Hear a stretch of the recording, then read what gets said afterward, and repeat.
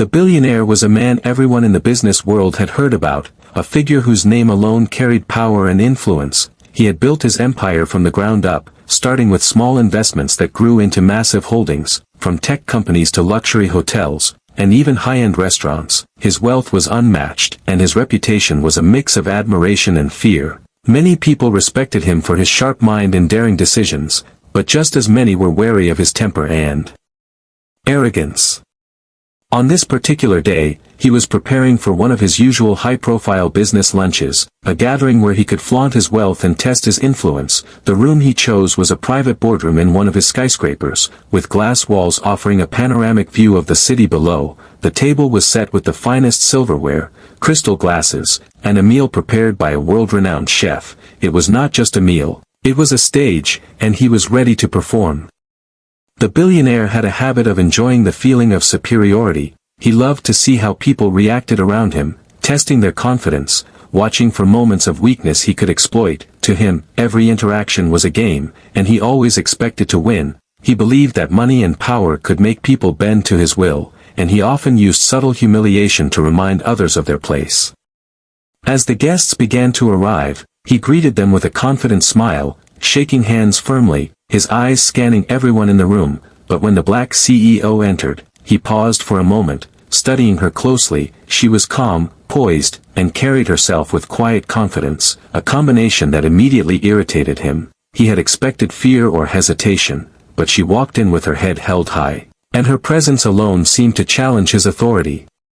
He welcomed her with a smile, but it was a calculated smile, one that suggested amusement at what he assumed was her lack of experience. He offered a seat at the table, but the way he looked at her was full of judgment, as if silently telling her she did not belong in his world. He made small talk, but every word carried a subtle edge, testing her reactions, looking for the slightest sign of discomfort. The billionaire loved control more than anything else, and he believed that wealth gave him the right to assert it openly. He would often interrupt, dismiss ideas he didn't like, and make jokes at others' expense, all in front of witnesses. He thought this behavior showed strength, but in reality, it often revealed his own insecurity. He needed to feel dominant to validate himself. As the lunch began, the mood in the room was tense. Some of the other guests shifted uncomfortably, sensing the undercurrent of arrogance. The billionaire, however, seemed oblivious to their discomfort. He thrived on it. The CEO sat calmly across from him, her expression unreadable, and he immediately noticed that she was not intimidated. This was unusual, and it fascinated him while also irritating him at the same time.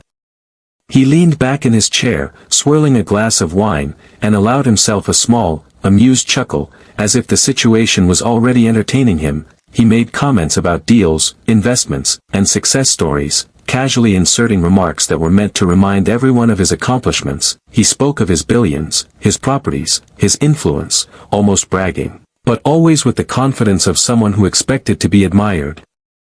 What the billionaire did not realize was that the CEO was observing him as closely as he was observing her. She was noting his habits, the way he projected power, and the cracks that arrogance often hides. To her, this was not just a lunch, it was a test, and she was determined to pass it. He, on the other hand, believed that she would be another person he could dominate, another ego to crush for his own amusement.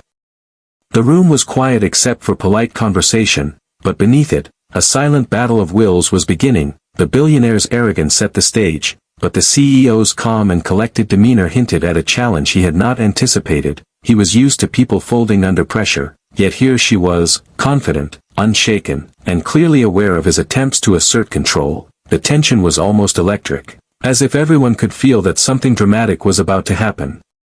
By the time the first course was served, it was clear to everyone that the billionaire's arrogance was not just personality, it was a weapon he wielded daily. He believed that his wealth gave him the right to manipulate situations, to test limits, and to humiliate those he deemed inferior. Little did he know that the CEO was already preparing herself mentally for what she would do next. A quiet storm was brewing, and his arrogance had unknowingly invited a challenge he was not prepared to handle.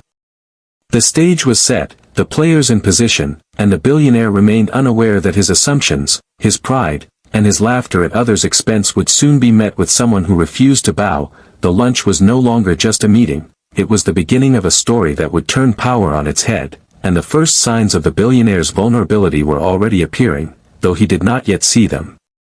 The atmosphere in the boardroom had grown tense, though to the billionaire, it felt like entertainment. He had already established his dominance in his own mind, imagining how easily he could control the conversation, steer the negotiations, and impress everyone with his wit and wealth. But the black CEO seated across from him remained calm, her posture composed, her eyes steady, and he found that strangely irritating.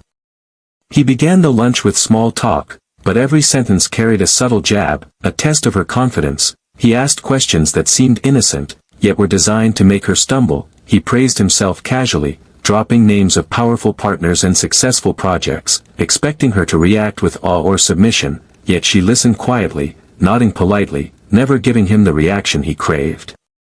As the first course arrived, the billionaire leaned back and surveyed the table, his attention momentarily drifting to the dish in front of him. It was an exquisite presentation of gourmet delicacies, arranged with artistic precision, but to him, it was more than food. It was a prop, a tool for amusement. He grinned, a mischievous glint in his eyes, and thought about the little stunt he had in mind, imagining the shock it would create, and how much he would enjoy the scene. Without warning, he picked up a forkful of food and deliberately flicked it toward the CEO's plate, laughing as it landed in a messy splatter. The room fell silent, and all eyes turned to her. Some gasped quietly, while others looked away, unsure whether to intervene. The billionaire's chuckle echoed loudly, a sound full of self-satisfaction and arrogance. He leaned back, pleased with his so-called cleverness, expecting her to react with embarrassment or anger.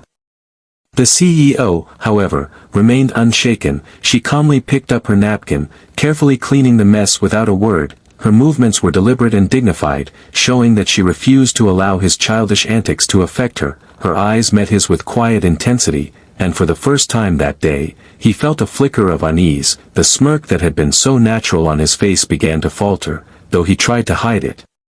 He attempted to recover with a joke, expecting the room to laugh with him, but no one did. The guests were watching closely now, sensing that something unusual was unfolding. The CEO's composure highlighted his arrogance more than anything else, and the contrast was almost painful to witness. He felt the first sting of uncertainty. How could someone remain so calm when he had humiliated them in front of everyone?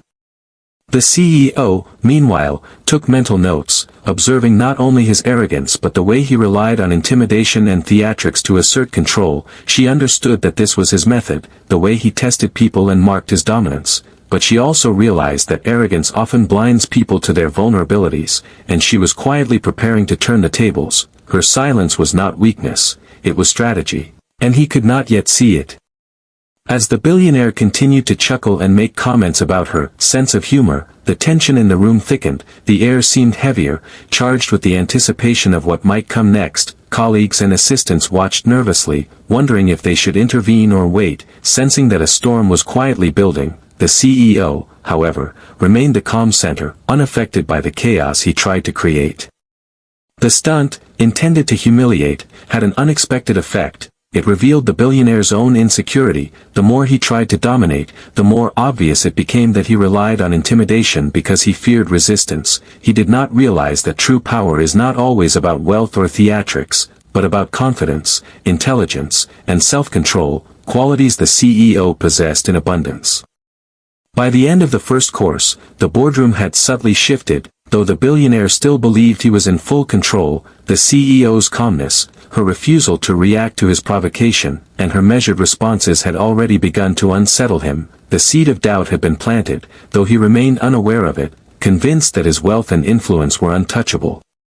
This was the moment the story truly began, the moment when arrogance met composure, when ego collided with strategy, and when a simple act of provocation turned a routine business lunch into a high-stakes psychological battle. Everyone in the room felt the tension, yet only the CEO understood the power she now quietly held. She had not reacted with anger, but her silence spoke louder than any words. And the billionaire would soon learn that underestimating her was the first mistake of many.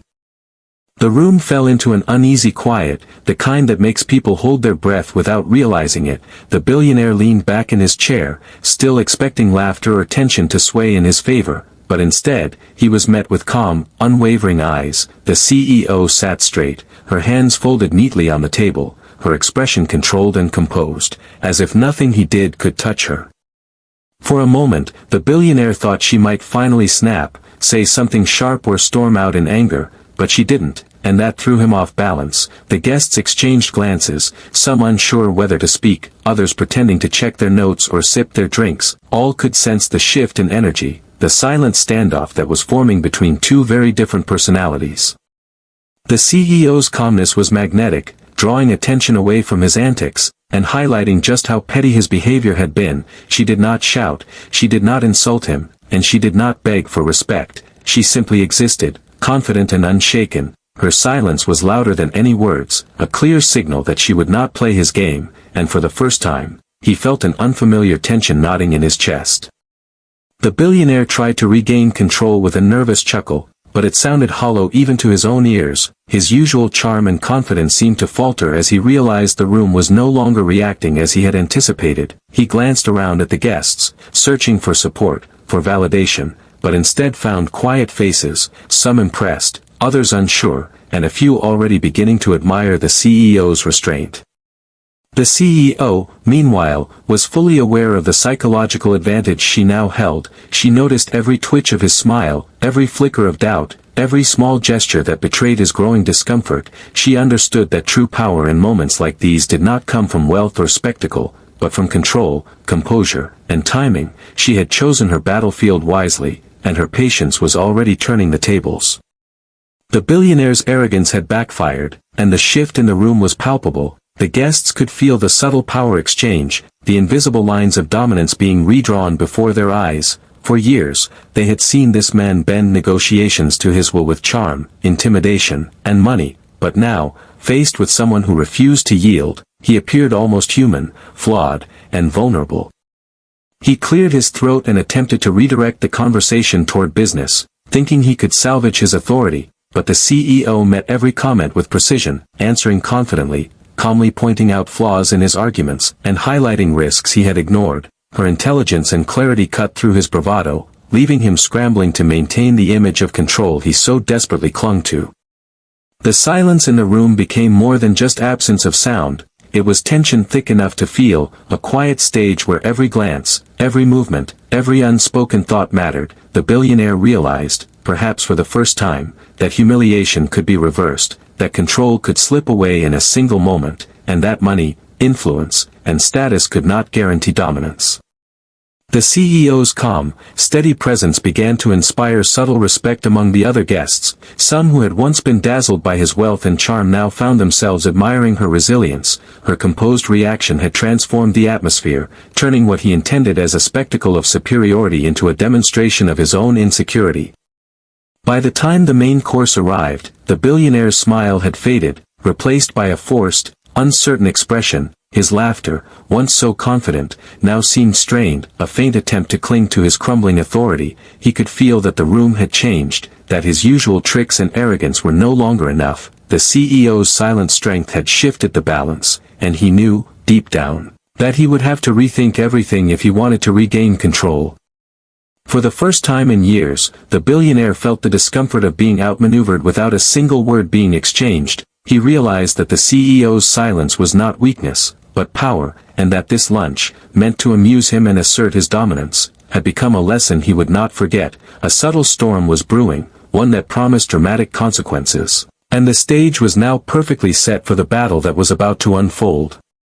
As the lunch progressed, a subtle but unmistakable shift began to take place in the boardroom. The billionaire, still confident in his wealth and influence, was no longer the clear center of power. He had underestimated the CEO, assuming that money and status alone would ensure compliance and admiration, but her calm, measured responses had quietly unsettled him. The atmosphere, once dominated by his arrogance, now hinted at something different, an emerging reversal of authority. The CEO spoke less, but every word she chose carried weight. Her sentences were deliberate, concise, and insightful, pointing out risks and inconsistencies in the billionaire's proposals without any hint of disrespect. It was a subtle but potent display of intelligence and confidence, and the guests at the table began to notice. Their eyes shifted between the two of them, sensing that something far more important than money was being negotiated in that room: respect and credibility.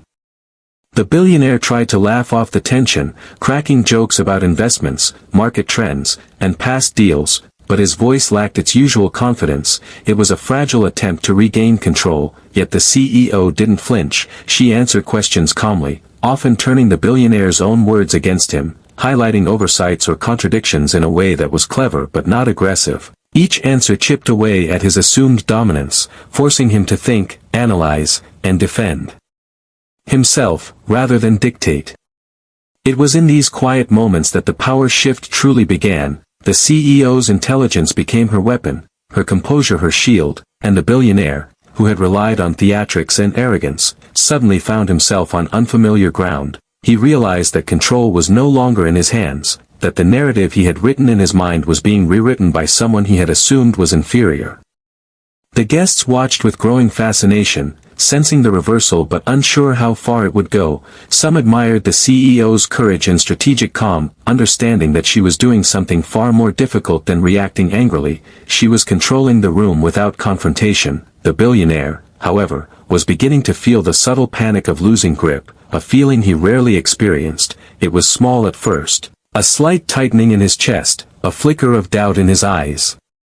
He leaned forward, trying to regain momentum, proposing deals, emphasizing his network and resources, and speaking in the confident tone that had once intimidated everyone, but every effort seemed to be countered effortlessly. Her questions were precise, her critiques pointed, and she seemed always 3 steps ahead, anticipating his arguments and turning them into opportunities for her own advantage. The shift in power was undeniable, though he refused to admit it out loud.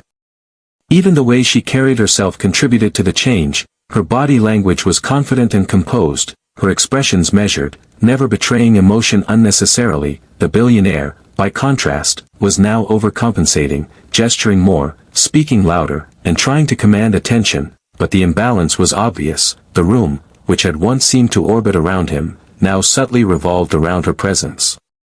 It was not a battle of insults or confrontation, it was a battle of intellect, strategy, and poise, and the CEO was winning. The billionaire's initial arrogance had blinded him to the possibility that someone could remain calm, confident, and unshaken while simultaneously undermining his authority. He had underestimated her resilience, her preparation, and her ability to turn his own overconfidence against him.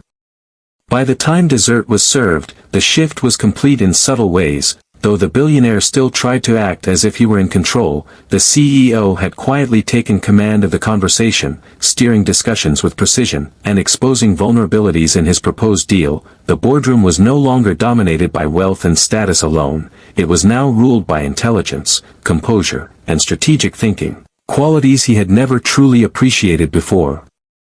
The billionaire felt the first real pangs of fear, though he would never admit it. He realized that arrogance could only take him so far, and in this moment, he was learning that underestimating the right opponent could have serious consequences. The CEO, silent but powerful, had begun to rewrite the rules of the game, and he was now forced to play on her terms. The subtle power shift had occurred, and the story that had begun with arrogance and laughter was transforming into one of strategy, respect, and anticipation of an inevitable confrontation.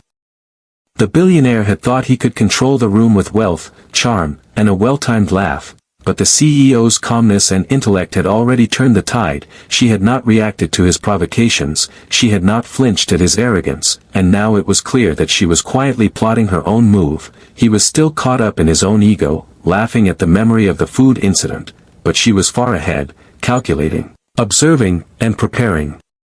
Rather than responding with anger or confrontation, the CEO began to use her sharp mind to dismantle the billionaire's arguments piece by piece. Her words were measured, precise, and strategically delivered. Each question she asked highlighted a flaw or risk in the $1 billion deal. She did not attack him personally. Instead, she focused on logic, strategy, and the reality of the situation. This subtle form of retaliation was far more powerful than any outburst could have been. She started pointing out inconsistencies in his projections, showing how certain investments had hidden risks he had overlooked. The billionaire tried to brush off her critiques with humor, but each attempt fell flat. His usual charm could not counter her methodical breakdown of the deal. With each point she made, the room began to pay closer attention, realizing that the CEO's calm intelligence was not just impressive, it was dominating. The CEO's retaliation was not loud or dramatic. It was calculated and relentless. She carefully built her case, questioning numbers, contracts, and timelines, making the billionaire's confidence appear less certain. Every glance she gave, every question she posed, subtly undermined his assumed authority. It was a psychological chess match, and she was several moves ahead, forcing him to react rather than act. As she spoke, the billionaire's smile faltered for the first time, his laughter growing more forced. He realized that his arrogance had blinded him to her preparation and skill. He had expected compliance or at least discomfort, but she had given him neither. Instead, she had responded with poise and precision, turning his own momentum into vulnerability. The guests, who had watched quietly, now began to sense the shift, some leaning forward, intrigued by the unfolding power play. The CEO's strategic retaliation went beyond words. She used the room itself to her advantage, making subtle eye contact with board members and colleagues, highlighting points that made sense to them, reinforcing her credibility and intelligence. Slowly, the narrative of the meeting was shifting. It was no longer about the billionaire flaunting wealth and dominance. It was about a smart, composed CEO exposing the weaknesses in his plan. She remained calm, never raising her voice or showing frustration. This restraint was deliberate, it was disarming, forcing the billionaire to show cracks in his confidence. He began to interrupt, gesturing more, trying to regain control, but her strategic responses kept him in check, each one revealing how unprepared he was for a mind that refused to yield. The tension in the room grew, thick and almost tangible. Guests whispered softly, some amazed at the CEO's courage, others impressed by her intellect. She had turned the tables without any overt aggression. Her retaliation was psychological and professional, the kind that left a lasting impression. The billionaire, who had once believed he could manipulate anyone, was now scrambling to regain a foothold, realizing that he had underestimated her completely. By the time the main course was cleared, it was clear to everyone that the CEO had gained the upper hand. She had neutralized his provocations, dismantled his arguments, and subtly exposed vulnerabilities in the $1 billion deal. The billionaire, for the first time, faced the reality that money and status alone could not guarantee victory. He had been outmaneuvered in the quietest, most strategic way possible, and it was a blow to his ego he could not ignore. The boardroom had transformed from a stage of arrogance and domination to a battlefield of intellect and strategy, and the CEO had become the unspoken leader of the room. Her retaliation was subtle yet absolute, proving that intelligence, patience, and composure could defeat even the most arrogant power. The billionaire was left to rethink his approach, his arrogance exposed, and the meeting continued with an entirely new balance of power, one where respect had to be earned, not demanded. By the time the conversation had moved into the later stages of the lunch, the billionaire's confident demeanor had begun to show cracks. What had started as a predictable display of wealth and arrogance was now spiraling into something entirely unexpected. The CEO's calm intelligence and strategic dismantling of his $1 billion deal had done more than impress the room. It had shaken him to his core. He tried to maintain his composure, forcing a smile as if everything were under control, but the faint tremor in his hands betrayed him. His laugh, once loud and dominant, now sounded hollow, forced, and anxious. The guests noticed the change immediately, some exchanging subtle looks that said, without words, that the billionaire's control had slipped. The room, once a stage for his dominance, now felt charged with tension, the energy shifting unmistakably toward the CEO. For the first time in years, he felt real doubt, the kind that gnaws quietly at confidence. The CEO's calm responses, precise questions, and careful critiques had slowly eroded the certainty he had always relied upon. Every point she made seemed to shine a light on weaknesses he had never admitted to himself. The realization was creeping in. He had underestimated her, and it was a mistake that could cost him everything. He leaned back in his chair, trying to regain his usual air of control, but his mind raced, trying to predict her next move. Every glance she gave, every carefully measured word, seemed calculated to provoke thought, to make him reconsider. His usual tactics of charm, intimidation, and theatrics were failing, and for the first time, he felt exposed, vulnerable, and, most frightening of all, surprised by his own uncertainty. The CEO's composure only added to his disorientation. Her presence was commanding, yet understated. She didn't shout, accuse, or argue. She simply held her ground, answering questions with clarity, pointing out risks, and quietly demonstrating that she had the knowledge, skill, and foresight he had assumed belonged only to him. Each answer chipped away at the foundation of his ego, revealing cracks he had long ignored.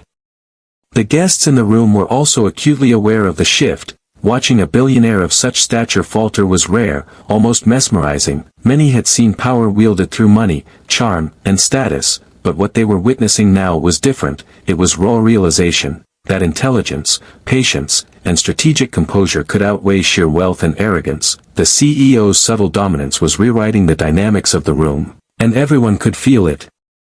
He tried to make a joke, attempting to redirect the tension, but even that fell flat. The CEO's calm acknowledgement and measured smile made him feel small, though he refused to admit it. Inside, his mind raced, thinking of ways to salvage the deal, to regain authority, to restore his confidence. But every idea seemed less effective than the last. His carefully constructed sense of control was slipping through his fingers, and for the first time, he feared that he might not recover. The billionaire's shock was not just about the boardroom or the deal, it was about himself. He realized that arrogance, when unchecked, could blind even the most successful people. It had led him to underestimate her, to assume that laughter, theatrics, and wealth would guarantee compliance, and now he was painfully aware that he had misjudged the situation entirely. As the dessert plates were cleared, he sat in silence, his usual bravado replaced by uneasy contemplation. He looked at the CEO, trying to read her expression, and for the first time, he saw not defiance or anger, but quiet strength, clarity, and purpose. It was a force he could neither intimidate nor laugh away, and the recognition of that power sent a shiver through him. The boardroom, once dominated by his ego, was now a stage where he was the one reacting, struggling to regain composure. The CEO had achieved a rare feat. She had unsettled the billionaire without raising her voice, without confrontation, and without aggression. Her strategy had worked perfectly, and the billionaire now faced the uncomfortable truth that the tables had turned, completely. By the end of the lunch, the billionaire's shock was palpable, etched in the tension in his jaw, the flicker of doubt in his eyes, and the faint tremor of a man realizing that he had met his match. He had entered the room thinking he controlled everything, but he was leaving with a humbling revelation. Arrogance alone could not defeat intellect, composure, and preparation. The stage was set for a final showdown, and the CEO's quiet power had already begun to write the ending. The room had grown quiet, a tension so thick it felt almost tangible. The billionaire's earlier confidence had completely eroded, replaced by a creeping unease. He had underestimated the CEO from the very beginning, and now, after hours of subtle maneuvering and strategic conversation, the reality of the situation had become unavoidable. She had carefully dismantled his arguments, exposed risks he had ignored, and commanded the room with calm authority, and he could see, perhaps for the first time, that the balance of power had shifted entirely.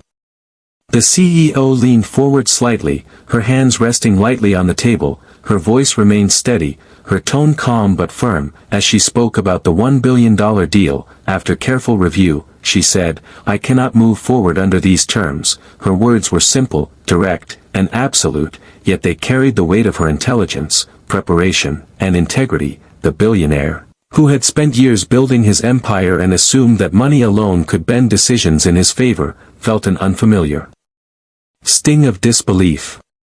Gasps and murmurs spread quietly across the room, the assistants and colleagues exchanging shocked glances. They had all expected the billionaire to dictate terms, to laugh off criticism, to coerce or charm the CEO into submission. Instead, she had done something none of them had predicted. She had cancelled the deal, not out of spite, but out of principle, carefully demonstrating that even billions of dollars could not override strategy, ethics, and foresight. The billionaire sat frozen, his smile gone, replaced by an expression of raw, unguarded shock. He blinked repeatedly, as if trying to comprehend what had just happened. His mind raced through the potential consequences, the lost opportunities, the embarrassment, and the rare realization that his arrogance had led to this. He had always believed that money and power could control outcomes, but here, in front of everyone, he faced the undeniable truth that control had slipped from his hands. The CEO's calmness only made his shock more pronounced. She did not gloat, she did not mock, she simply stated her decision and outlined her reasoning with clarity. Each word highlighted the strategic risks in the deal, the ethical considerations, and the long-term implications. Her focus was on facts and vision, not drama, and that was what made the moment so devastating for the billionaire. He had expected resistance, Perhaps, but not this level of composed authority, not this complete reversal.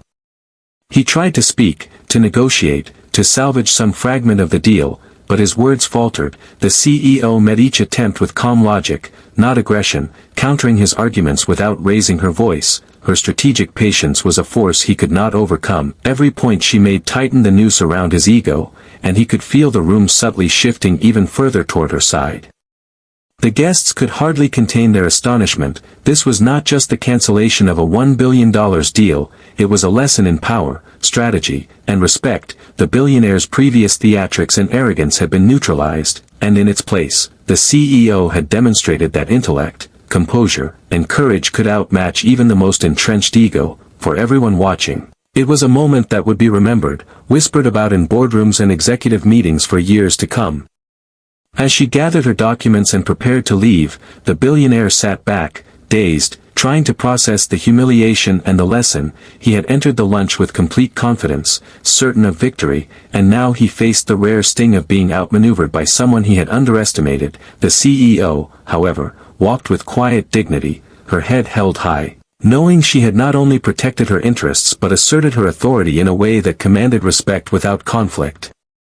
The room remained still for a moment after she left, the weight of her decision lingering. The billionaire was left to reckon with the fallout, the humiliation, and the truth that arrogance and wealth alone could not guarantee success. He had been challenged, outmaneuvered, and humbled, and though it stung, it was a lesson he could not ignore. The cancellation of the $1 billion deal was not just about money, it was about power, respect, and the undeniable strength of intelligence and composure. By the time the door closed behind the CEO, the room seemed changed. The billionaire's shock had transformed into a quiet, simmering reflection, a recognition that he had met someone whose resolve and skill far exceeded his assumptions. The moment had shifted everything, and the story of arrogance meeting intellect had reached its dramatic climax, setting the stage for the final part, the conclusion that would leave a lasting impression on all who witnessed it. The boardroom was quiet now, the echoes of the cancelled deal still hanging in the air. The billionaire sat back in his chair, stunned, the usual spark of arrogance replaced by a rare and uncomfortable humility. For the first time in his life, he felt the weight of being outmaneuvered not by money, influence, or intimidation, but by intelligence, composure, and sheer courage. Across the table, the CEO had already gathered her notes, her calm presence radiating quiet triumph. She had proven, without aggression, that true power is not measured in billions, but in clarity of vision, strategy, and integrity. As she stood and walked toward the door, the room seemed to shift around her. Even those who had been intimidated by the billionaire's dominance felt drawn to her quiet strength. There was a magnetic quality to her composure, a mix of dignity and authority that demanded respect without demanding attention. Colleagues who had witnessed countless deals and power plays leaned back, impressed, perhaps even inspired, realizing that what they had just witnessed was more than a corporate victory. It was a lesson in resilience and leadership.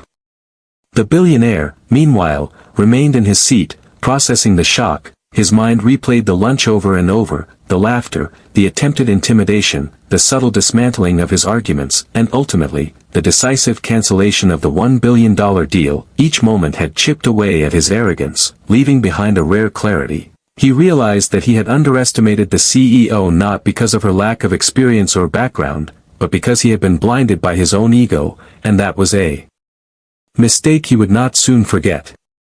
Outside, the CEO walked with measured steps, each one echoing confidence and purpose. She had faced a challenge, a man who wielded wealth and influence like a weapon, and she had not only survived, she had thrived. Her strategy had been flawless, her patience unwavering, and her courage undeniable. By standing firm and refusing to be intimidated, she had not only protected her interests but demonstrated the kind of leadership that commands lasting respect. The impact of the lunch extended far beyond the boardroom. Whispers of the event began to circulate in executive circles. Some marveled at the billionaire's shock, others praised the CEO's intelligence and composure. The story became a lesson for anyone navigating the high-stakes world of business. Arrogance and wealth may open doors, but integrity, preparation, and courage determine who truly walks through them. The CEO had become a symbol of resilience, a testament to the power of confidence and strategic thinking. Back at the table, the billionaire finally leaned forward, his face a mixture of humility and contemplation. He realized that wealth and status could not shield him from being challenged, and that every action he took now would have to be measured with care, respect, and intelligence. It was a humbling moment, one that forced him to rethink not only his approach to business, but also his assumptions about people, power, and the consequences of arrogance.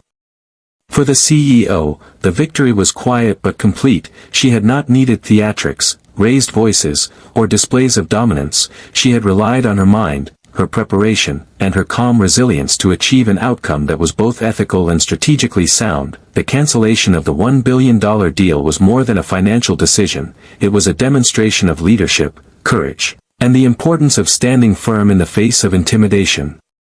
As she left the boardroom, the guests watched in awe, understanding that they had witnessed something rare, a reversal of power executed with precision, intelligence, and grace. The billionaire's laughter, which had once filled the room with arrogance, had been replaced by a reflective silence, and the story of the lunch would be retold for years as a lesson in humility, strategy, and respect. In the end, it was not about winning or losing money, but about the triumph of principle over ego, intelligence over arrogance, and courage over intimidation. The CEO walked away victorious, her dignity intact, her reputation strengthened, and the lesson clear: true power is not flaunted, it is earned, respected, and recognized by those who witness it. And in that quiet, tension-filled room, a story was born, one that would inspire, teach, and remind the world that respect and integrity always carry more weight than wealth alone.